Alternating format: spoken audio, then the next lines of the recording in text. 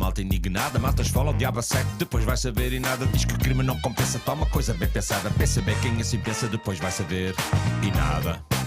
Depois vai saber e nada. Depois vai saber e nada. Depois vai saber e nada. O que se passa neste mundo? Tentação é desgarrada na verdade. E no fundo depois vai saber e nada. A montanha pariu um rato, que história tão mal contada. Alarido e desacato, depois vai saber e nada. Ora viva, muito boa noite. Hoje estamos no ar para um Depois vai saber e nada totalmente especial. Vamos ter em estreia o primeiro membro do 22º Governo Português neste programa. Agradecemos para isso a gentileza e simpatia da Ministra da Cultura, Graça Fonseca, que se vai juntar dentro de breves minutos até nós. Lá fora já temos, como é habitual, o nosso repórter, Bruno Ferreira. Muito boa noite, Bruno. Já há um vislumbre no Teatro das Operações do Carro da Ministra? Muito boa noite, José Pedro de Vasconcelos. Boa noite também a todo o auditório que nos acompanha através de RTP1. Não, neste momento negativo, Zé, não temos ainda sinal nenhum do veículo ministerial que se desloca desde justamente o Ministério da Cultura com a Ministra Graça Fonseca. Bruno, da ajuda até Passo de Arcos serão sensivelmente 11 quilómetros.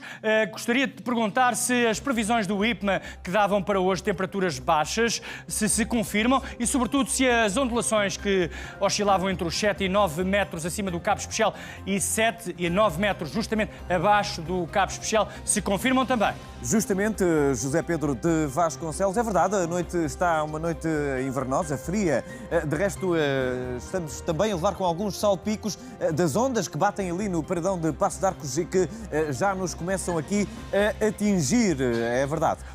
Estes momentos que antecedem estas chegadas são para os jornalistas e para as equipes técnicas José também Pedro, um conforto. Desculpa avança. interromper-te, mas sim, parece que agora sim temos notícias. Acaba de chegar aqui o carro da Ministra Graça Fonseca, diretamente chegada do Ministério da Cultura.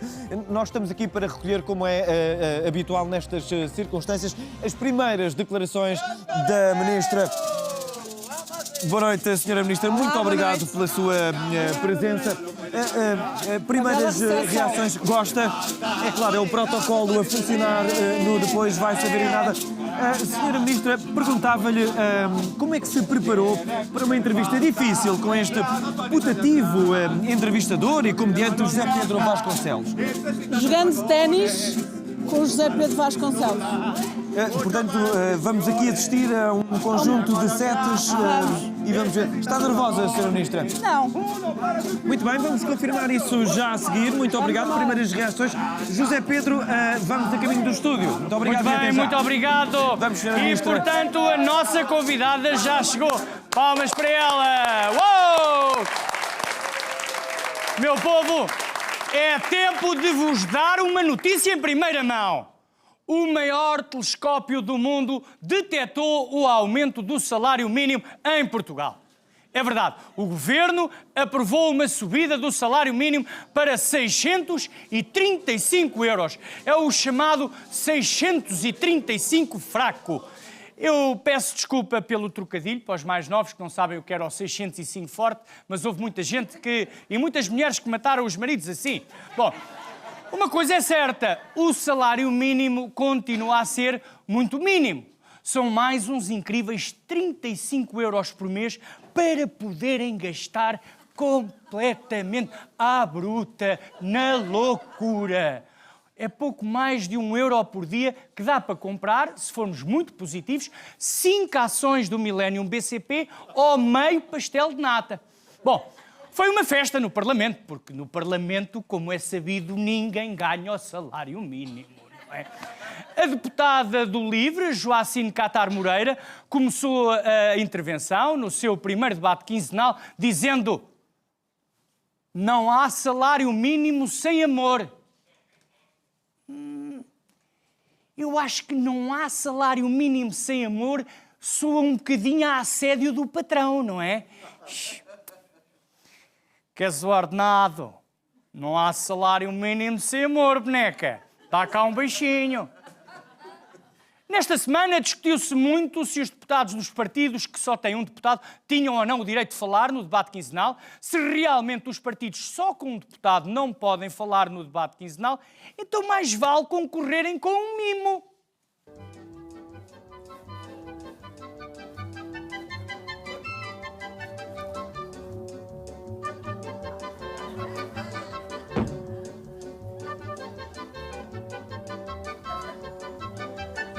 Depois de muita discussão, foi decidido atribuir 1 minuto e meio a cada partido. Eu acho que em vez de 1 minuto e meio para se expressarem na Assembleia, os pequenos partidos podiam optar por 1 minuto de silêncio pela democracia. Ou então, os novos deputados dos pequenos partidos deviam fazer como no final das publicidades aos automóveis e aos comprimidos. Este anúncio incluiu uma taxa de 15% ao ano, mais 30% ao IVA, não sei de quê, e quantos impostos e tal, e a taxa variável TAG, mais não sei o quê, em caso de permanência dos sintomas, consulte o seu médico ou farmacêutico. E agora vamos receber a nossa convidada.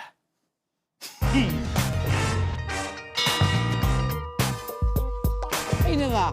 Ainda Funciona. funciona. Aqueles são os verdadeiros. Foi ali que se gastou para cima de 1000 euros, não é? Gastou-se para cima de 1000 euros.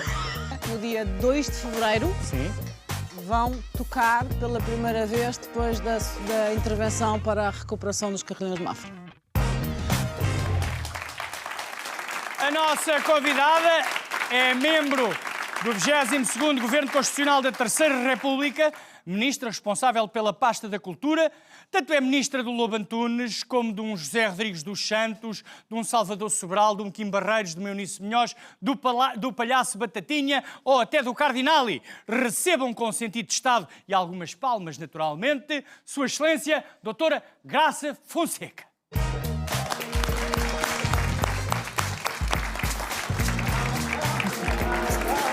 Que é isto? Vieram comigo. Ei, la cucaracha, la cucaracha. Pronto, está bom. Está bom. Obrigado. Muchas gracias.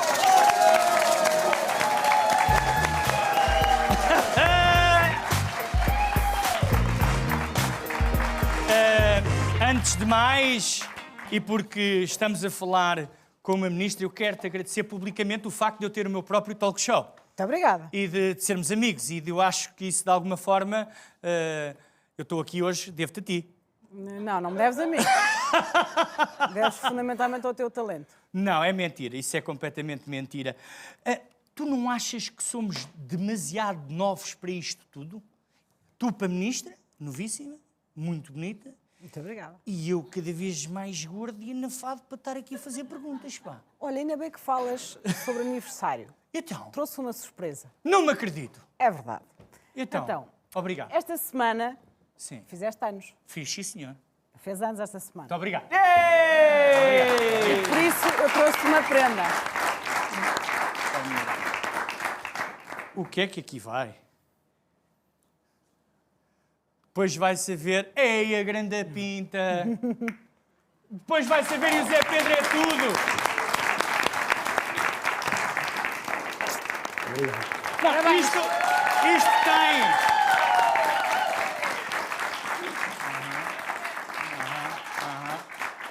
isto tem uma explicação. É porque nós encontrámos-nos, fomos bater umas bolas, eu fui bater umas bolas com a ministra e no final dei-lhe a minha t-shirt. E pronto, eu sinto... Foi exatamente isso. Foi, não foi? Como ofereceste uma t-shirt e agora ofereceste uma t-shirt. É assim, tu já sentiste e já te apercebeste que chegaste lá acima. Ministra, a partir de agora é sempre a descer. Não. Então, nós estivemos os dois em Mafra, não foi? Estivemos ali num ponto bastante alto. Sim. E como viste, havia um longo horizonte à nossa frente. Vimos isso juntos. Eu percebi... Está-me... Bruno, percebes como é que se encana a perna à rã? É assim. Quem sabe, sabe. Vimos isso juntos. Vimos isso juntos. E o que é que vimos juntos mais? Toda uma paisagem à nossa frente, com uma grande dimensão de tudo é possível. E com a escala de que temos um país extraordinário. Como é que foste parar à pasta da cultura? O nosso primeiro-ministro, Dr. António Costa, pensou, quem é que tem o corte de cabelo com mais pinta, mais arte e quem é a pessoa com mais mundo? a Gracinha. Gracinha, vai para a cultura. Foi assim? Acho que não, mas podes tentar-lhe perguntar. Eu há 20 anos que exerço funções públicas. Comecei em 1999, bem. Estava na universidade, era então investigadora da Universidade de Coimbra, estava a fazer mestrado, e na altura o agora Primeiro-Ministro era Ministro da Justiça. E eu comecei nessa altura a exercer funções públicas. Muito bem. E, portanto, desde aí, enfim, já estive em várias áreas. Com o agora Nunca Primeiro-Ministro. trabalhaste na Expo? Nunca trabalhei na Expo. E eu fazia a peregrinação. Mas trabalhei na Câmara Municipal de Lisboa, É que parecido. tinha uma ligação com a zona da Expo. Tiveste o teu momento de esternocleidomastoideu? Já tive. Então conta-nos. Não posso. Porque Não dá. Eu referia-me a um momento em que o nosso Primeiro-Ministro diz assim: Graça, menina Graça, onde é que está o dossiê ou a PEN com a reforma administrativa? E a Graça diz: olha, eu peço imensa desculpa, Sr. Primeiro-Ministro, mas agora não posso, porque vou a um concerto de câmara a partir de uma obra de Rachmaninov em Dó sustenido. E ele disse: Graça, tu vais para a cultura. Não foi esse assim o momento. Não? Não foi esse o momento. Eu era secretário de Estado, como sabes. Tinha a responsabilidade pela área da harmonização administrativa, do Simplex, Sim. mais conhecido pelo Simplex. E, acima de tudo, acho que é um percurso, enfim, que tenho feito, como te referi, de procurar, pelas áreas onde tenho passado, concretizar as ideias, os compromissos, os projetos. Tu és de uma idade e de uma geração de políticos fazedores, não é? Que o fazer às vezes é mais importante do fazer muito bem. Mas vale começar, iniciar, dar o primeiro pontapé Sim. e depois alguém que resolva. Porque num mundo em que as tecnologias poluem e avançam, muitas vezes há que dar iniciativa e depois deixar que as coisas se regulem por si às vezes.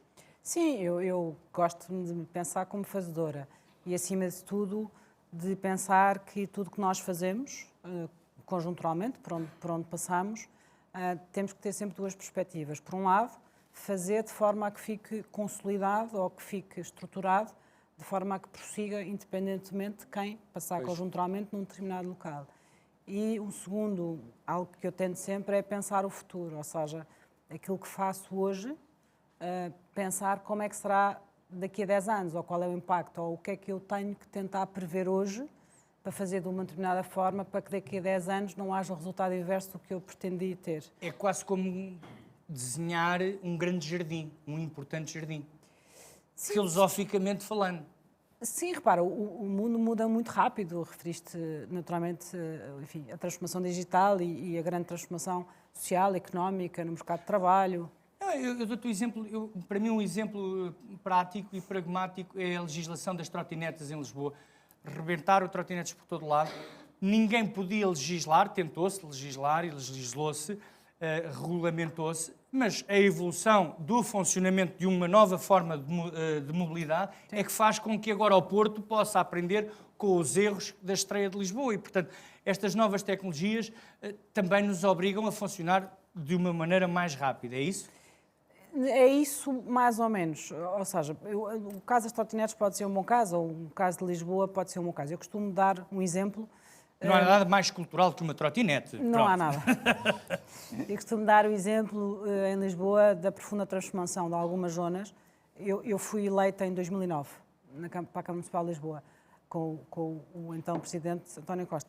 E em 2009 a cidade era profundamente diferente do que é hoje em dia. Muitas pessoas, se calhar, já não se recordam, porque a nossa memória tende a ser curta, mas a verdade é que em 2009 era uma cidade completamente diferente.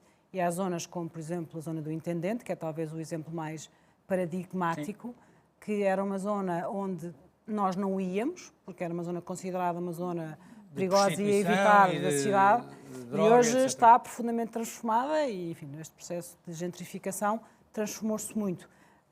E, portanto, no fundo, o que a experiência nos ensina, e eu procuro que a experiência me ensine, é, talvez hoje, se fizesse coisas de forma diferente, a pensar daqui a 5 anos talvez tudo tenha mudado. E para estar preparada para a mudança, o que é que se pode fazer hoje? É difícil, porque evidentemente é um exercício de quase antecipar as tendências. E muito filosófico, porque a rapidez com que as coisas mudam obrigam-nos aqui a uma ginástica intelectual quase desportiva. Tu já alguma vez jogaste Trivial Pursuit com o Primeiro-Ministro? Porque de 1 a 6 queijos, qual é o nível cultural de António Costa? É muito elevado. Mas de 1 a 6 6 queijos. Dás-lhe 6 Dou-lhe queijos? 6 queijos. Mesmo no rosa? Mesmo, rosa. Eu achava que podias dar, sei lá, 5 queijos. Não, o Primeiro-Ministro é alguém, desde que eu conheço e desde sempre, Terá ali do estrangeiro? terá lido estrangeiro. Por acaso sabes que foi um livro que reli estas férias, curiosamente, agora que o referes. Foi daqueles que eu decidi... Estás a ir ao existencialismo. Estou. A descrição das lâmpadas fluorescentes decidi reler o na estrangeiro. sala. Sim. Mas sim, o Primeiro-Ministro sempre teve uma ligação. E É um livro do Pedro Chagas Freitas, uma salva de palmas para ele. Não é nada. Não é nada, não é nada, não é nada. Não é nada. É do Camus. Isso, Muito do Alberto. Do Alberto. Mas sim, é uma pessoa teve sempre muito ligada e, portanto, acho que também faz parte um pouco do nosso percurso conjunto. Tens a noção que eu fico com a sensação de que a par do Ministério da Economia, o da Cultura é o mais subjetivo deles todos, justamente porque nada é muito palpável. No mundo económico ele gera-nos, não é? Economia e as finanças, a cultura também. Tu, como socióloga, tens a obrigação de saber definir muito bem o que é uma cultura, ou melhor, faço de novo a questão. Como é que se desenha uma cultura para o país apoiada numa coisa mais importante que é a economia e as finanças? Como é que isto tudo se encaixa? Bom, só uma precisão, eu não sou socióloga, sou formada em Direito, embora doutorada em Sociologia. Mas Isto é a segunda vez que me acontece hoje. Mas é talvez uma... Não, a Sociologia está certa. É uma segunda fase da minha vida. A primeira é de Direito. Responderia à tua pergunta de duas, se quiseres, com duas dimensões. A primeira é a cultura é uma área do governo central e, acima de tudo, tem algo que me parece muito importante de desenvolver o mais possível. É uma área muito transversal. A cultura tem que estar em diálogo com a economia. A cultura tem que estar em diálogo com a educação, através, por exemplo, do Plano Nacional das Artes. Tem que estar em diálogo com a ciência. Por exemplo, há pouco falaste, toda a área de investigação e desenvolvimento, que a cultura tem muito a beneficiar com o cruzamento com a área. Com o ambiente. Outro exemplo do ambiente, cada vez mais, o que nós vemos, e bem, é o posicionamento dos artistas face ao grande desafio que temos das transições, das alterações climáticas. E, portanto, a cultura, por natureza, é transversal. Nem sempre foi vista assim, nem sempre foi percepcionada assim. Mas é e tem que ser. E é nesse sentido que vamos trabalhar, por um lado. Por outro lado, não é só imaterial. Muito frequentemente esquecemos o património cultural. O património cultural não é nada imaterial, pelo contrário, é muito material. E Portugal tem um conjunto extraordinário de monumentos, de património cultural, que são não só marcas muito importantes daquilo que é a nossa história, a nossa identidade, o que nós temos para contar sobre o país, mas, acima de tudo, são ativos extraordinários do ponto de vista económico e coesão territorial. Mas como é que entendes, enquanto responsável maior, tu chegaste e foi instaurado com este governo o da geringonça, eu agora atrever-me-ia a chamar-lhe o governo da traquitana, porque a geringonça já lá está, e portanto agora estamos nesta neo-traquitana. Vimos de um antigo governo onde não havia um Ministério da Cultura para o antigo governo. Antes da geringonça. Antes da geringonça. Não havia de ser a cultura, a par do ambiente, da educação e da saúde, uma raiz profunda, um alicerce para o país, indiscutível, independentemente de estarmos com traquitanas, geringonças ou troiquismos?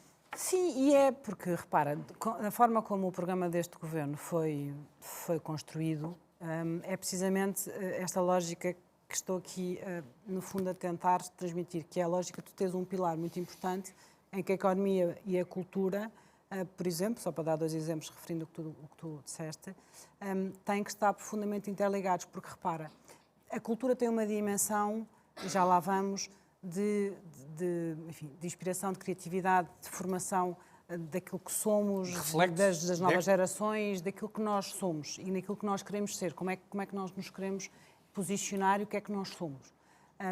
E a cultura tem uma dimensão também muito importante do ponto de vista coletivo, enquanto país, enquanto território que somos. Quando eu falo no cruzamento com a economia, por exemplo, cada vez mais tenho insistido na importância de trazermos mais entidades, mais agentes, mais pessoas, mais empresas para este esforço coletivo, que é, por exemplo, recuperar o património ou investir nas artes ou, por exemplo, na arte contemporânea. Portanto, tem que haver esta dimensão de perceber a cultura como algo transversal às políticas públicas, mas também ao país. Como grandes círculos que estão todos ligados, quase como ao símbolo dos Jogos Olímpicos. Não se é Ministra da Cultura sem se gostar de monumentos, e era disso que estávamos a falar. O Convento de Mafra é um dos muitos locais do país que o Ministério da Graça Fonseca pretende dinamizar. Quer saber como? Então vamos a uma visita bem guiada.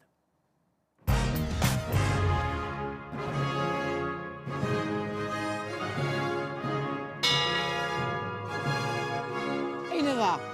Ainda Funciona. toca, funciona. Aqueles são os verdadeiros. Exatamente.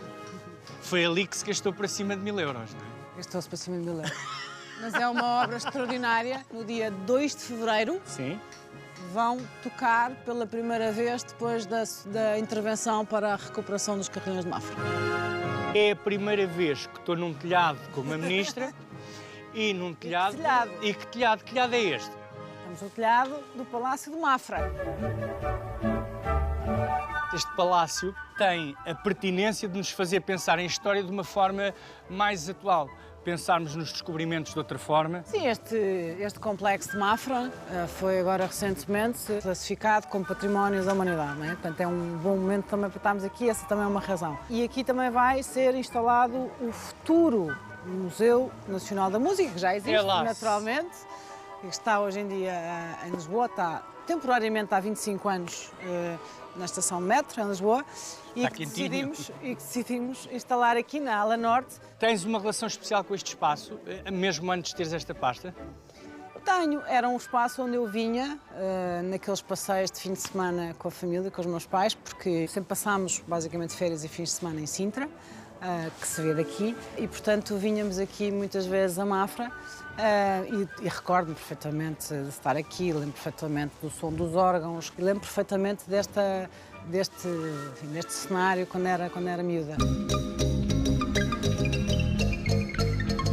Estas são as salas Estas são as salas, esta é a ala do futuro Museu Nacional da Música. Vamos ter a possibilidade de aqui termos praticamente a coleção toda, ou seja, o acervo todo do museu, visitável pelas pessoas. Portugal tem um acervo incrível em museus e depois tem espaços como este que estão vazios.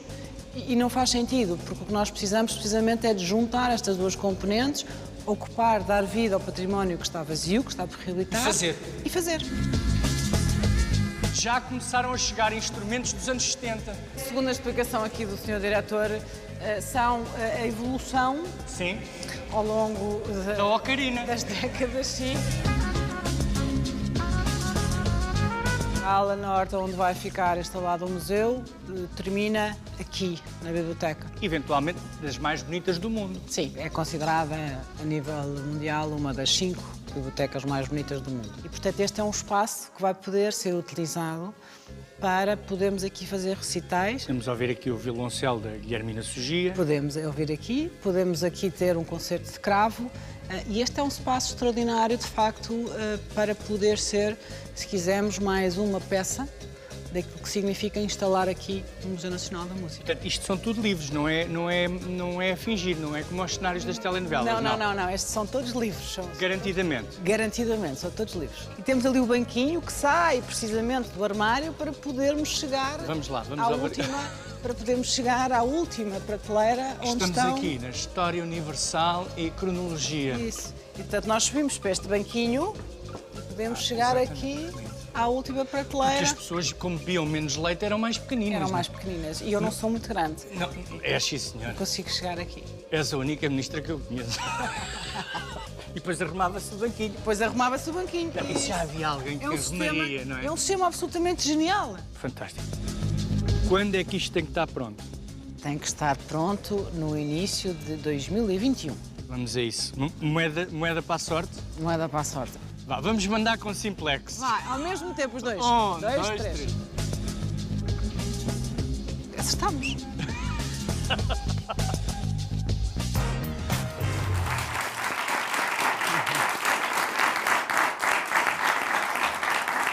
É bonito, hein? É bonito. Eu gostava de viver ali. É. Devíamos viver ali os dois e quase nunca nos víamos, como o rei. Nunca nos veríamos. Não, cada um em sua aula. Cada um em sua aula. Foi por isso que tem duas aulas. Exatamente. Olha, foste muito simpática na tua disponibilidade. Deixa-me perguntar, o teu telefone toca muito? Uma pessoa quando vai para ministro, depois o telefone começa a tocar muito, às vezes. Sim, toca um pouco mais do que antes de ser ministra, mas, enfim, sabes que eu sempre tive o hábito de... Eu respondo diretamente às pessoas e hoje em dia a possibilidade de poderes ter várias formas de mensagem permite que eu consiga, enfim, responder às pessoas. Eu acho que um dos elementos mais importantes que eu procuro sempre é conseguir sempre responder às pessoas, não haver muito aquela relação do vai à volta com outra pessoa. E o telefone tem essa vantagem que podes responder e-mails, como podes responder a mensagens e, portanto, eu consigo, se quiseres... É mais fácil falar contigo do que com alguns músicos novos aí que estão a vender muitos discos. Pois isso, talvez, não sei. Não? Comigo não costuma haver muitas caixas de não conseguirem falar comigo. O que é que tu estás a fazer, por exemplo? Há várias pessoas que se manifestam e precisam de apoio. O que é que tens andado a fazer para apoiar os tipos que gostam de contar anedotas e os humoristas, por exemplo? Esses não me procuram muito. Não? Não. Mas tu meteste como secretário de Estado um homem que vem do humor. Sim, mas esse foi só esse. Os outros não procuram Mas muito. o que é preciso ser para ser secretário de Estado? Olha, no caso... É porque eu para secretário não dava, mas para paquete, para ir às fotocópias... vai-me buscar um hambúrguer para não teres aqueles tipos de motas e não sei o quê. Podias ser um pouco mais do que isso, vá. Mas não te desvalorizes. Mais. Não muito mais. Não, muito poderias ser mais, um pouco mais. Porque eu gosto de receber o meu garrafãozinho de azeite o na secretário- saca de batatas. Um secretário sem ser Estado, pode ser? Pode ser. Pronto, então fica um secretário sem ser Estado.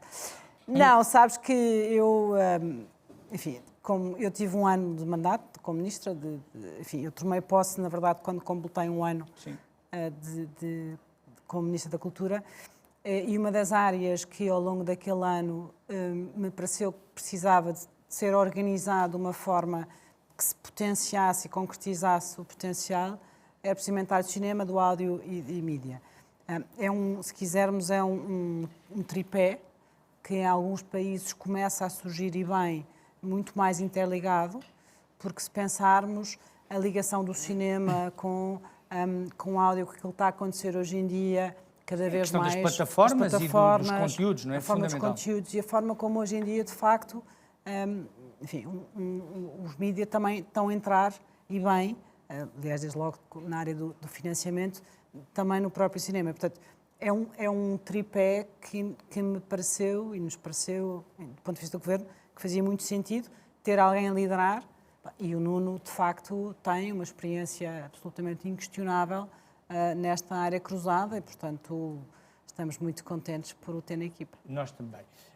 Qual é, como Ministra da Cultura, tu tens de te preocupar com todo o tipo de cultura e de arte, da cultura pop à cultura popular, à mais erudita. Qual é o tipo de arte que menos gostas e pela qual tens que zelar na mesma? É difícil esta, não era? É difícil. Era a única assim complicada Era que eu difícil. tinha. Não. Até porque te posso responder. Podes. Ministras ajuizadas não vão em touradas. Pois, muitas vezes já não vão entonadas. Não, sabes que, é assim, vamos ver, qualquer um de nós, quando vai para uma determinada função, neste caso, como ministra, naturalmente eu não tenho gosto. Ao contrário daquilo que algumas pessoas quiseram dizer na altura, não tenho de facto gosto. Sou uma pessoa que tem um lado naturalmente como qualquer um de nós, não deixo de ser pessoa porque sou ministra, E, portanto, transporto comigo aquilo que faz parte da minha identidade. Claro. Há coisas que gosto, há coisas que não gosto, como aliás te levei a um outro sítio, sou uma profunda amante de animais, sempre tive imensa dificuldade, desde que me recordo de mim própria, em perceber como é que não tratamos todos os seres vivos, Da mesma forma. humanos e não humanos. Não é da mesma forma, mas com respeito, enfim, com o lado que é humano. Mas isso é uma questão que é minha, que tem a ver com a minha pessoa, com aquilo que eu sou. Enquanto ministra não tenho gosto, naturalmente... Mas essa é que é a grande questão. Como é que se gera isso? Porque é a mesma coisa, eu enquanto cozinheiro não tenho gosto. Tenho, não é? Não, repara, eu acho que eu tenho gosto e há algo que eu fiz sempre questão, que foi de me dar a conhecer às pessoas. Ou seja, eu quero que as pessoas saibam quem eu sou, porque acho que é a forma mais transparente de lidar com as pessoas quando ocupas um cargo público. As pessoas sabem quem tu és. E isso para mim é importante. Do ponto de vista de aplicar as políticas públicas, que é o que eu faço, naturalmente eu tenho que as aplicar da forma o mais isenta possível relativamente àquilo que eu sou como pessoa. Se quiseres, o que talvez condicione mais o exercício de um cargo público é a forma como tu o fazes. Muito bem. Não é o que fazes, é como é que tu fazes. Fazes mais com as pessoas, menos ligado às pessoas, com mais participação, com menos participação. Como é que fazes? E então deixa-me perguntar-te, quando vens da administração pura e dura, a administração pública pura e dura, com os IMTs, todos os institutos, tudo o que emite documentos, toda uma burocracia que também é fundamental para nos defender e muitas vezes defende as democracias, são defendidas pela burocracia, os Estados Unidos é um exemplo disso, que se conseguiu defender e blindar na burocracia. Mas como é que esta questão dos quintais que existe, e nós sabemos que somos um país de quintais, que existe na administração pública, estes quintais e estas pequenas guerras e lutas de galos também existem na cultura? Primeiro, É transversal? é transversal ao mundo. Eu começo por aqui. Nós, os portugueses, são ótimos neste exercício quase de autoflagelação.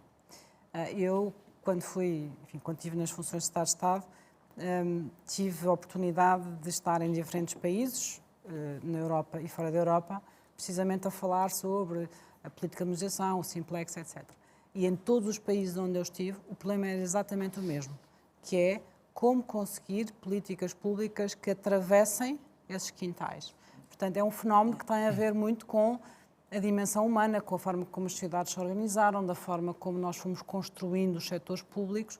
Como cada um defende o seu poder. Não é um fenómeno português. Sim. Eu não estou a dizer que é bom que exista, só acho que é importante olharmos para nós com alguma relatividade do que é o resto do mundo. A ocidentalidade. Não é? Sim. Os orientais são diferentes. Dito isto, não há receitas mágicas, mas acho que fundamentalmente há algo que nós tentámos fazer sempre, não só aqui, mas antes, que é de alguma maneira tu tens que envolver as pessoas que, independentemente de quem for o responsável, eles ficam sempre lá e estão sempre lá.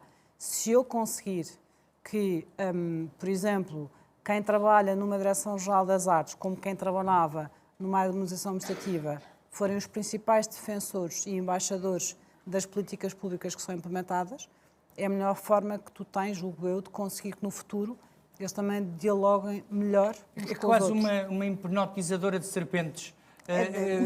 Temos que os apaixonar a todos para que cada um faça o seu trabalho. Esse eu acho que deve ser o maior desafio. Porque senão, repara, é muito difícil, a imposição é algo que às vezes tem que ser, porque tens de tomar decisões e a decisão nem sempre é fácil, mas a verdade é que se tu tiveres decisões que sejam minimamente participadas, compreendidas, por quem depois tem que as aplicar no dia-a-dia, é muito mais fácil trabalhar. Muito bem.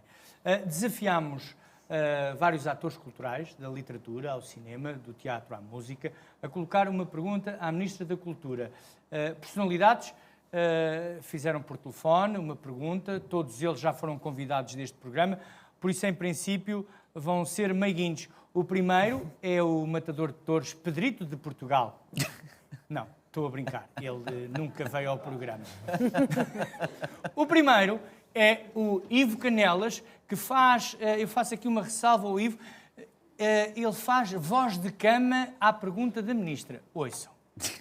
Se Einstein estava certo quando disse que o conhecimento é essencial, mas a inventividade e a imaginação é insuperável, E se é isso que a cultura nos oferece, essa possibilidade de imaginação, de sonhar, de pensar, de nos confrontar, de nos questionar, se é isso que a cultura nos oferece, porque é que continuamos a dedicar tão pouco do nosso orçamento para a cultura? Alguma vez chegaremos ao tão desejado 1%. 1%. Eu disse 1%, não disse 1, não é 2. Ele disse 1%. Obrigado. Obrigado, Ivo. Peço-te uma resposta curta a estas perguntas que aqui temos. Curta. Nós somos fãs do Ivo. Não, eu também sou fã do Ivo. Não, Estás a ver, Ivo? também A sou ministra fã é do a tua Ivo. fã. Também já vi várias vezes. Já vi várias vezes. O Ivo a trabalhar. Exatamente. Extraordinariamente. O famoso 1%. Resposta muito curta. O que nós consideramos, e eu continuo a considerar, é preciso aumentar o esforço de investimento na cultura, algo que ao longo dos últimos 4 anos foi feito, para termos uma ideia, cresceu 40% face ao anterior. O que significa, a verdade, é que partimos de uma base muito baixa, porque durante 4 anos desinvestiu-se 35%. E, portanto, foi sendo gradualmente aumentado. A meta agora é 2%. Porquê é que o IVE fala de 1% e 2%? Porque há uma diferença na forma como nós encaramos. Para nós e para mim, eu quero muito olhar para aquilo que é o investimento, ou se quiseres a despesa em cultura, não apenas aquilo que eu tenho no meu ministério, No teu budget, assim. no teu orçamento. Quando eu estou a investir, ou quando tu tens, por exemplo, um investimento de 2 milhões de euros no Plano Nacional das Artes, que é uma articulação entre a cultura e a educação, isto tem que fazer parte daquilo que eu considero investimento em cultura, porque o que eu estou a fazer é precisamente a levar para dentro da comunidade escolar, isso, uma comunidade escolar, ou seja, para dizer que o nosso objetivo é 2%. 2% transversalmente ao Governo significa de despesa na cultura. Muito bem. A segunda pergunta, eu vou lê-la porque vem de uma convidada também que muito nos honrou com a sua presença, Pilar Del Rio, e como a Pilar Del Rio fala relativamente menos bem português, escreveu-a. Todos nós somos selecionadores nacionais, fazemos e elegemos não só a melhor seleção de futebol, mas também na política o melhor governo. E fazendo uso do direito intrínseco que temos de criticar todas as jogadas de futebol ou decisões políticas, pergunto à senhora Ministra, que faz parte da nossa seleção nacional política, que crítica nos faz a nós, cidadãos deste país? Somos apenas treinadores de bancada ou participativos e construtivos como deveríamos ser? O que nos faz falta, o que nos sugere? Bela pergunta. Bela pergunta. A Pilar, de facto, é uma pessoa extraordinária e essa pergunta revela bem quem é a Pilar. Sabes, eu acho que, eu sinto que as pessoas não são treinadores de bancada. Eu tenho uma experiência muito gratificante ao longo dos últimos anos de ter tido a liderança de processo de participação, como um orçamento participativo, quer em Lisboa, depois a nível nacional, e fiz várias voltas pelo país, desafiando pessoas a apresentarem propostas para o país, o que é que fariam com dinheiro do Orçamento de Estado. E é muito surpreendente, porque de norte a sul eu encontrei sempre pessoas com uma visão extraordinária do que é que era necessário. Quando agarramos numa lupa, a humanidade surpreende-nos sempre, não é? É verdade, mas é mesmo. Mas para isso precisas ir lá. Sim. Precisas conhecer as pessoas, precisas falar com elas, precisas estar cara a cara. Precisas quase dar o primeiro passo para que a relação aconteça, não é? Porque as pessoas estão muito entretidas ou muito sofridas nas suas vidas. As pessoas precisam ser envolvidas. E hoje em dia, com as redes sociais e com os conteúdos e com o digital, também é muito mais fácil estarmos mais distantes, porque às vezes a sensação que tenho é que algumas pessoas acham que a revolução se faz nas redes sociais. Não faz. Não. A revolução não se faz nas redes sociais, porque as redes sociais têm um determinado tópico de revolução um dia, passado 48 horas já temos outro. E isso não é o contato com as pessoas. Nem um ovo mexido consegues fazer nas redes. Mexido, nem um ovo estrelado. Nem um estrelado. Nem mexido, nem estrelado. Portanto, respondendo à questão da Pilar, o que eu sinto é que as pessoas não são treinadores de bancada, mas para isso é preciso que também nós, que estamos aqui... Mas e o que é que sugeres às pessoas que se sentem em casa e que se sentem muitas vezes, como eu vejo, pessoas inteligentíssimas que deliberam parte do seu tempo a fazer comentários de notícias de jornais e aquilo entra em grandes discussões. Não é assim que se faz a cidadania, ou é uma forma também, mas temos que reinventar também uma forma de nos chegarmos à frente para aparecer? É uma forma também de o fazeres e no dia-a-dia é importante. O que eu digo é que não nos podemos ficar por aí, ou isso não nos pode bastar. Nós temos que acreditar, eu sempre acreditei muito no poder que as pessoas têm, não só individualmente como coletivamente. E acho que as pessoas, assumindo esse poder, têm uma capacidade transformadora enorme. Precisamos, talvez, de às vezes agitar, se quiseres, os territórios e as pessoas para assumirem esse papel. Dar um empurrão e mais à frente vamos falar de artistas que foram pedradas no charco. Vamos a mais uma questão. Esta é de um realizador que também cá teve, uma pessoa que gostamos muito, um intelectual, Miguel Gonçalves Mendes. Que pergunta tens tu para a nossa Ministra? Boa noite, cara Ministra. Antes de mais, gostaria de lhe desejar o maior sucesso para a empreitada que a espera, que é bem difícil. E a pedido do nosso maravilhoso e excelso José Pedro Vasconcelos, gostaria de lhe perguntar o seguinte. Primeiro, porque é que nenhum Ministro da Cultura reconheceu publicamente até hoje que o maior problema do tecido cultural português é a absoluta precariedade financeira em que vivemos, sem direito a contratos, subsídios de emprego, condições mínimas para ter uma vida ou uma carreira dignas? E por que não um sistema semelhante aos intermitentes em França? E a segunda, e talvez a mais importante, é por que razão os institutos que promovem políticas culturais são dirigidos maioritariamente por juristas, sem qualquer formação em gestão cultural ou sequer na área. Afinal, estes institutos servem para criar políticas culturais concretas e a longo prazo ou apenas para regular concursos? Miguel Gonçalves Mendes, no fundo isto é uma espécie de sentido da vida que ele aqui nos deixa. É o homem do sentido da vida. Bem sei, que é aliás uma realização extraordinária do Miguel. Bom, quanto aos juristas, sendo eu própria jurista, naturalmente acho que não há, o problema não é ser jurista, economista ou cineasta, ou, não é. Mas é pertinente a pergunta dele, não é? Como é que institutos que se dedicam à arte Para já não é verdade, porque desde logo não é verdade por uma razão. Porque, por exemplo, só para dar o exemplo, o Diretor-Geral das Artes não é jurista. Pelo contrário, é alguém, um médico que vem precisamente, enfim, de uma longa experiência à frente, precisamente, de uma instituição, de uma estrutura cultural. Portanto, naturalmente há juristas como há pessoas de diferentes áreas.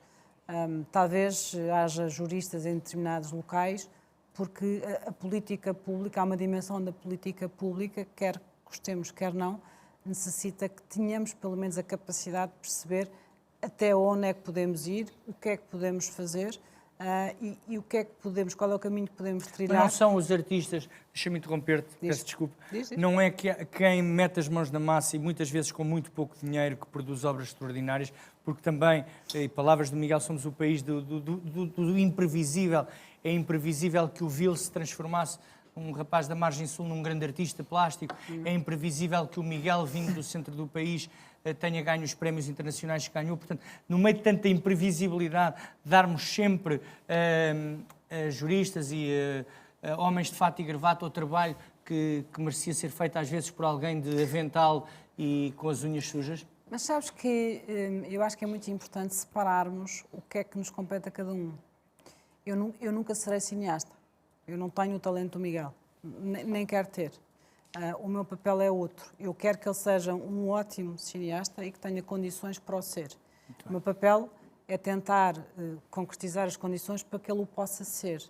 Portanto, também é muito importante nós percebermos que nós temos de ter esta capacidade, e na cultura isto é muito importante, de o nosso papel, o papel de quem está a gerir, o papel de quem está a delinear políticas públicas, tem que saber o que é que um cineasta precisa, tem que saber o que é que o Miguel é necessário que exista de política pública para poder fazer o que ele faz bem. O que é que quem está a fazer teatro em Évora precisa? Eu não tenho que ser cineasta, nem devo ser cineasta, para poder fazer política pública ou defini-la. São dois papéis diferentes. Mas e relativamente à primeira parte da pergunta, da precariedade, porque essa é assustadora, a primeira parte da pergunta... Quem não fizer telenovelas, como sabes, e for performer, bailarino ou ator, está muito amanhado.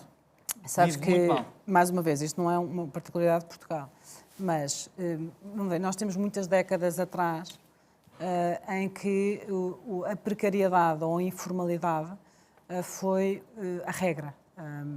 E isso, aliás, é algo que hoje em dia me preocupa, aliás, particularmente, que é precisamente as gerações mais idosas, as pessoas com mais idade, precisamente que têm uma carreira muito informal e pouco estruturada. Contaram pouco ou foram enganados por agentes? E ou é uma tinham situação que, do ponto de vista da política uma má pública... formação temos fiscal. Repara, vamos ver, não é só na área da cultura. A minha avó, enfim, que nunca na vida descontou. E, portanto, quando chegou à reforma, enfim, foi possível... Estava lá nada. Não, repara, a geração dos nossos avós é uma geração em que não havia aquilo que nós hoje em dia temos como absolutamente evidente, que temos que descontar, temos que pensar na nossa vida, etc. Dito isto, é importante fazer determinado caminho. Por exemplo, só para dar um exemplo, hoje em dia o apoio, por exemplo, às artes tem como um critério importante a questão dos contratos de trabalho, ou seja, aos poucos há medidas de políticas públicas que vão tentar inverter agora, não vamos mudar de um ano para o outro aquilo que tem, de facto, décadas de uma determinada organização. Mas podíamos pensar na tal questão de uns intermitentes à portuguesa, luso-estudados. Vamos à última e temos que acelerar aqui. O Pedro Abrunhosa, que foi o autor da música do genérico e o primeiro convidado deste programa, tem também uma pergunta para a Graça Fonseca. Vamos a isso, Pedro. Boa noite, Sra. Ministra. Gostava de lhe perguntar se já há uma estratégia por parte do Governo sobre como e quando a transposição para Portugal da Diretiva sobre o Direito de Autor no Mercado Único Digital. Muito obrigado, muito boa noite. O Pedro Abrunhosa tem uma voz espetacular. Tem uma voz espetacular, e não só. E, Pedro, eu queria viver contigo, Pedro. Mas o Pedro Abrunhosa tem sido um grande defensor da diretiva de direitos de autor e, numa frase muito simples, nós temos 2 anos à nossa frente, nós, todos os Estados-membros, para fazer a transposição da diretiva. Fundamentalmente, há um ponto muito importante desta diretiva, que é precisamente garantir a defesa dos direitos de autor, por exemplo, do Pedro Abrunhosa, de forma a que cada vez que partilhamos ou que alguém partilha, por exemplo, numa plataforma, uma música do Pedro Abrunhosa, o seu direito de autor está defendido. E isso é algo muito importante. A diretiva tem um período agora de 2 anos e Portugal aqui está, enfim, em coordenação com os outros Estados-membros. 3 bicos, que é difícil como o caraças. Sim, estamos em coordenação com os outros Estados-membros para que, ao longo do próximo ano, sejam dados avanços significativos, precisamente na transposição para Portugal. Muito bem, estão respondidas as perguntas. Vamos avançando, porque os cães têm donos, os gatos têm staff, mas ambos são dignos do nosso afeto. E como tratar bem dos nossos animais de estimação também é uma forma de arte e de cultura. Um dos locais preferidos da nossa Graça é a Casa dos Animais em Monsanto, um equipamento municipal que serve para acolher e tratar de animais abandonados pelos donos. É uma porta aberta para quem os quiser, naturalmente, adotar. Vejam.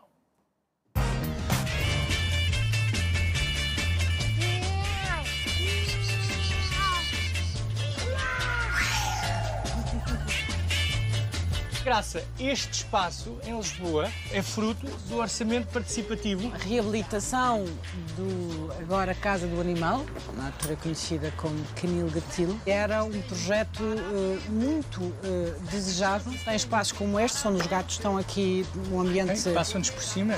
Olha aquela liberdade. É incrível.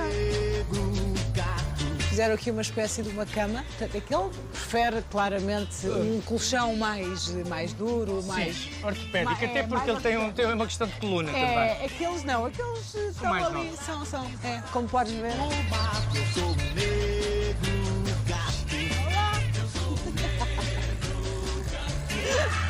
Eu tive um gato preto que se chamava Zaz. E era assim como este, também não tinha uma orelha. E quando o gato me desapareceu, a minha vida melhorou. E, portanto, eu passei a ter uma superstição com gatos pretos. Porquê? Foi? Sério? Sim, porque melhorou substancialmente.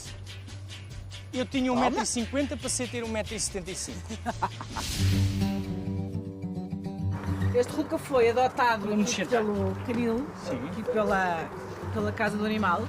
Então, porque houve um jovem, bom, não me ocorre outra palavra, não seja idiota, Sim. que fez um filme para pôr nas redes sociais. Ele tinha 2 meses, a agarrá-lo do 8º andar, a dizer que se chegasse aos 5.000 likes, deixava o cão cair do 8º andar. Intervieram aqui a equipa, Claro. e o cão agora tem 2 anos, mais um pouco, e faz parte aqui Da família. da Casa do Animal e da família. E portanto está aqui, como vês, com ar feliz. Ruca! Como é que se chamava o teu primeiro cão? Duffy. Duffy. Era um Cocker Spaniel preto, Bonito, com as o orelhas. branco, o peito branco. E há um mito urbano na minha família. Os meus pais dizem que a primeira palavra que eu disse foi cão. Não foi nem pai nem mãe, foi cão.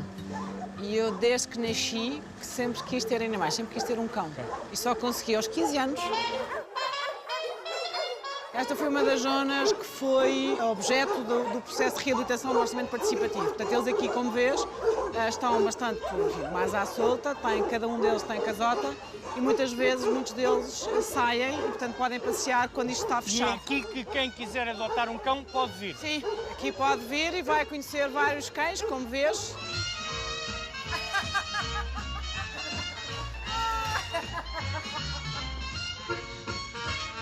A relação que nós temos com os animais tem que ser uma relação de respeito e eu acho que isso foi algo que felizmente foi mudando e hoje que está bastante melhor. E as novas gerações acho que nisso também são um bom sinal. Olá! Pronto! Bonito! Muito bem! Beijos! Viva os animais, protejam e adotem-nos. se puderem. Adotem-nos, adotem-nos. A ministra vai-me adotar agora, vou vir. Vou. A ti e um gato. A ti e um gato. Ai, mas olha, já não tenho joelhos para isto. És uma dog person ou uma cat girl? São as duas. És? Sim. Mas o teu coração balança entre os gatos e os cães? Sim, hoje em dia sim. Eu, desde muito miúda, sempre tive cães e gatos, não, enfim, à minha volta. Sempre quis muito ter um cão, porque a relação que tu estabeleces com o cão é mais, enfim, é mais próxima muitas vezes. Mas a certa altura passei a ter gatos, e aliás, gatos e cães, e portanto, sou ambos, cães e gatos. Marcha tudo. Marcha Muito tudo. bem. Falámos no vídeo do caso de um rapaz que estava disposto a matar o seu cão. Esta história é impressionante, de um 8º andar para obter likes.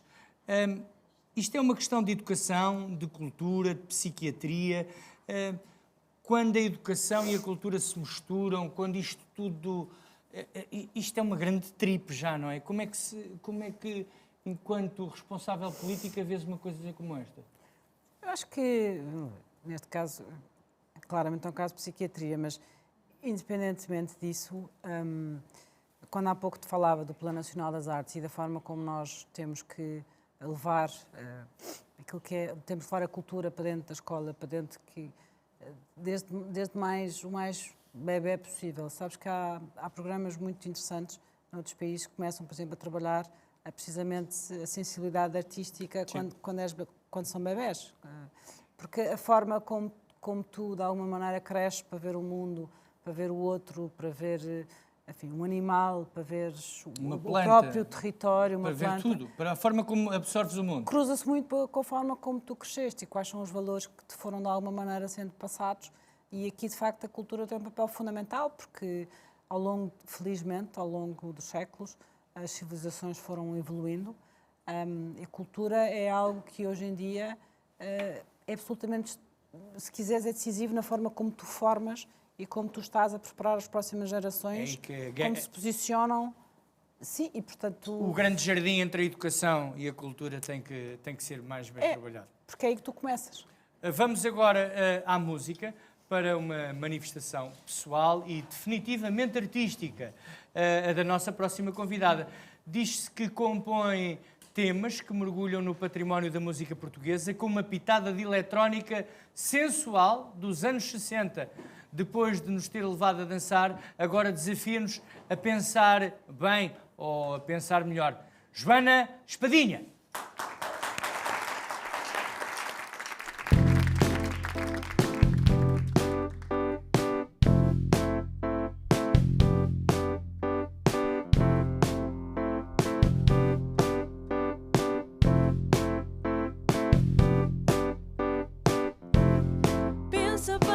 bem, não há de ser pior que esperar para ver. Mãos no ar, já foi melhor. Tomei por certo e adormeci.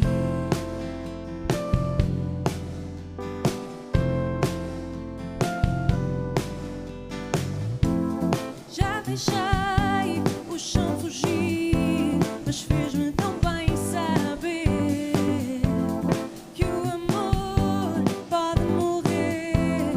Engana a canção para não me perder. Engana o tempo para te conhecer. Engana a noite para te dar prazer. Já sei que um dia a porta pode bater, mas não tem mal, é real. Sou melhor do que fui. Trago-te em mim, estou aqui para o que for que vier.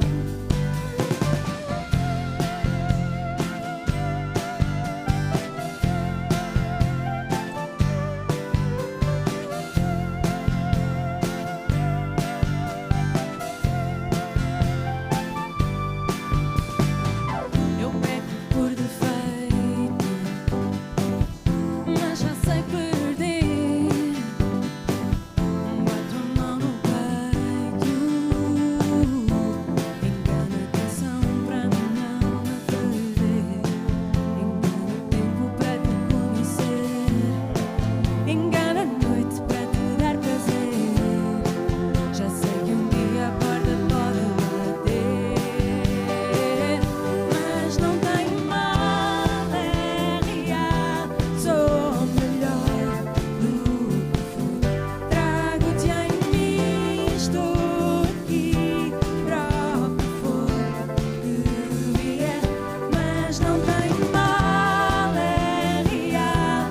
Sou melhor do que fui. Trago-te em mim, estou aqui para o que for que vier.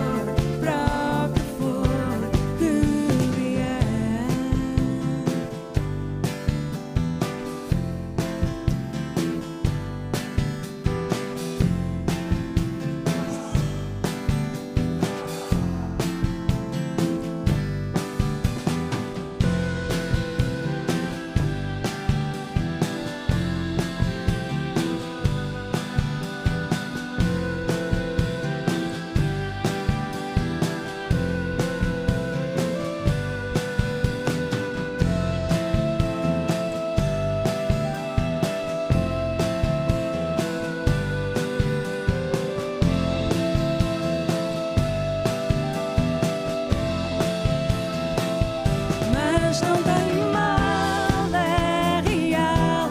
Sou melhor do que fui. Trago-te em mim, estou aqui para o que for que vier.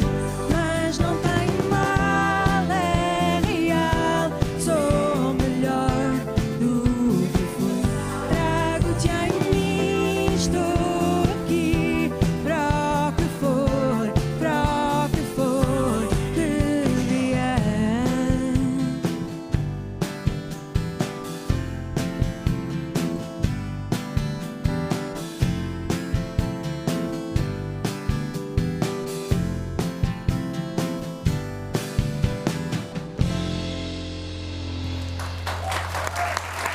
Senhoras e senhores, caríssimo Bruno, Joana Espadinha. Ora, viva! Joana, é este que manda. Quem é esta rapariga? Margarida Campelo. Bela rapariga, quem é aquele belo rapaz? Francisco Brito. Francisco Brito, o Nuno teu baterista. Sarafa. Nuno Saraiva. Sarafa. Sarapa. Sarafa. Sarafa. A terceira foi de vez. Todos os teus homens usam brincos, hein? E tu? João Firmino. João Firmino. Bem-vindos. O material tem sempre razão. Tem. Já confirmaste isso na tua Já. vida? É uma verdade universal. É. Por mais que a gente às vezes ache, mas isto não fecha porque há ali sempre qualquer coisa. Este é o teu último trabalho? Não. Sim. É este? É. Mas o que é que tu me querias... Tinhas qualquer coisa que me querias cantar depois disto? Sim. Um novo álbum? Não é um novo álbum, é um É o convite. quê? Uma estrofe? É um convite. É um Sim. convite? Sim. Olha que a minha mulher está no estúdio, está cá a minha produtora, está a ministra, está o Bruno, está ali a dona Arlete, tem uma paixão por mim, está-me sempre a mandar posts com corações no Insta. Qual é o convite, Joana Espadinha? Se me levas a dançar, Se te leva a dançar? Olá! Como é que é isto? Eu fico aqui? Ok, vamos a isso.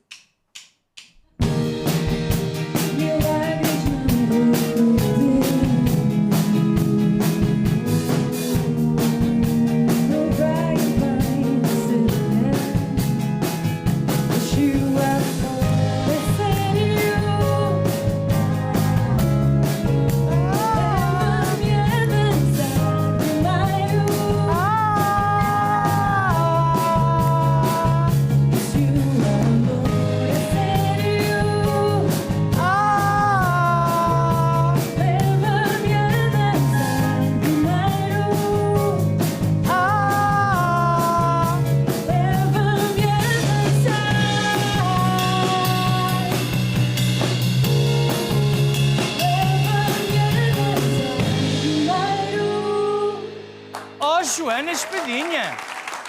Leve, sim, senhor. Grande beijinho. Há datas importantes, há qualquer coisa para divulgar, para além do Leva-me a dançar primeiro?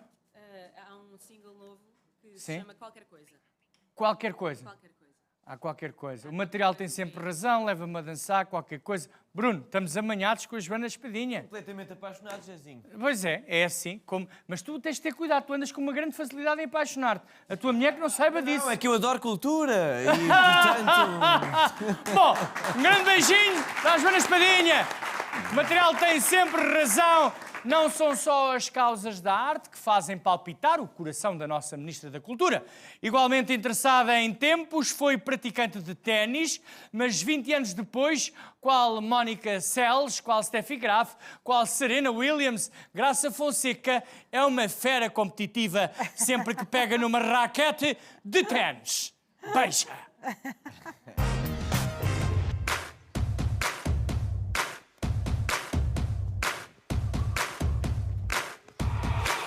Ora viva, muito bons dias. Bons dias! Não te sabia assim tão simples no equipamento. Como é que está? Tudo bem? Tua semana? Que maravilha de meia! Invejosas, pá, não podem ver Que nada. maravilha! Então como é que isto se joga, Sra. Ministra? Então, raquete, bola. Bola, raquete. Olá, digam-me bom dia. Que a bola bata na raquete. O mais parecido que joguei com isto foi ping-pong.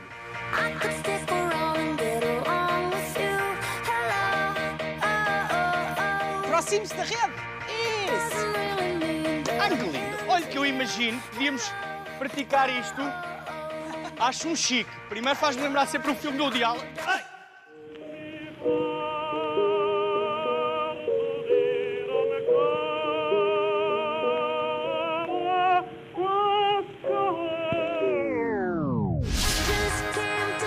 Vamos lá.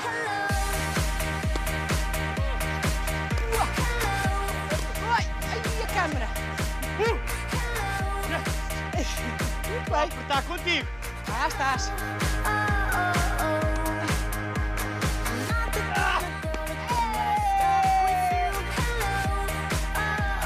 Ah! Muito bem. Ah!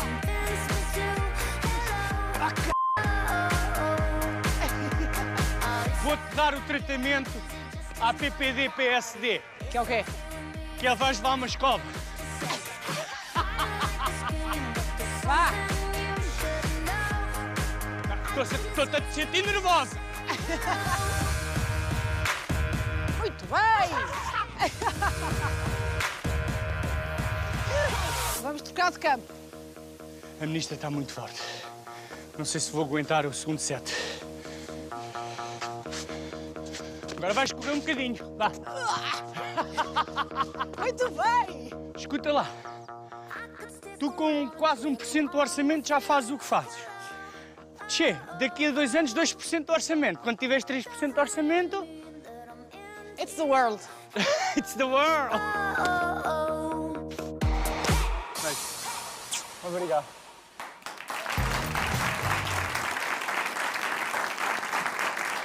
O nosso tempo está a acabar. Eu queria-te agradecer muito a tua vinda ao nosso programa, que é o programa da RTP, das multiplataformas digitais, para que me dissesse, ou para que nos fizesses, dá-me a tua opinião sobre que papel é que a mulher tem hoje na sociedade portuguesa e que papel é que ela tem que descortinar, porque ainda vivemos muita violência doméstica, também é uma questão cultural, de outra forma, de educação, mas que papel compete às mulheres para criar estes homens às vezes não tão certos e não tão educados? Acho que compete o papel de liderar. Acho que compete o papel de cada vez mais assumir que é preciso liderar e que a liderança feminina, enfim, muito esquecida durante muitas décadas, é fundamental para também, de alguma maneira, mudarmos um pouco mais o mundo. E educarmos-nos melhor e mais cedo e com mais atenção e termos mais tempo para as nossas crianças, que eu acho que é aí que falhamos muitas vezes. Chegamos muitas vezes cansados ao pé deles. Bom, há aqui um momento... Eu agora, se me enganasse, em frente à Ministra da Cultura, Bruno, estávamos tramados. Não vais enganar. Ui!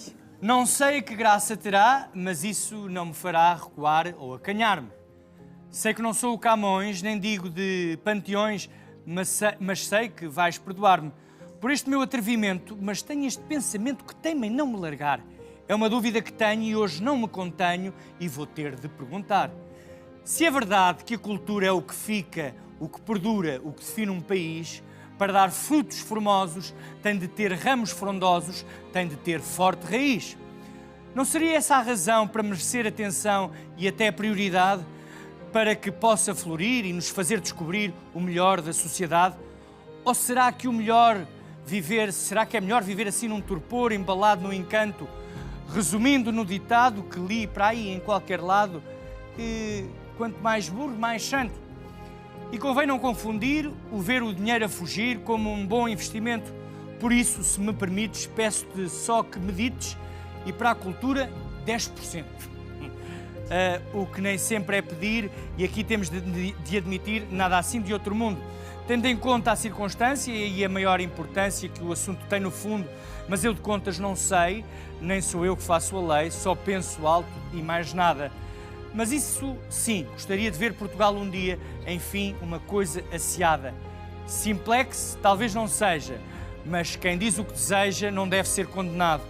E até lá, e até ver, já só nos resta dizer, Graça Fonseca, muito obrigado. Obrigada.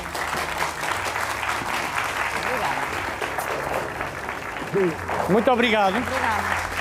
Uma salva de palmas para uma mulher no poder, que é sempre uma coisa extraordinária, porque o mundo é das mulheres e tantas vezes injustiçado. O Bruno junta-se a nós também. Agradecemos a vossa presença em nome da equipa que produziu, escreveu, realizou e levou até si mais um Depois Vai Saber e Nada, o enorme bem-aja. Para a semana voltamos, mas sem ministra. Queres agradecer? Quero agradecer a ti, a toda a produção, quem está aqui e a quem nos viu através da RTP. Viva o nosso país, viva o governo, viva Portugal! Viva! Viva a República! Beijos! Obrigado, Gracinha. Obrigada. Obrigada. É muito difícil. Eles, quando estão no poder, têm umas forças acrescidas. Bora lá, vá. Vamos embora. Vá para isto. Que maravilha. Mas vocês não andem a sujar à volta, não é? Olha para trás. Está lindo. Impecável. O que é que vais fazer a seguir? Então, a seguir, ainda tenho várias inaugurações e exposições. Não há um almocinho? Não, ainda tenho um almocinho, mas também é de trabalho. É? É. Podemos fazer isto mais depressa, não é? Vá. Senão nunca mais. Vamos lá. Roda. Roda, roda, roda. Vamos a isso.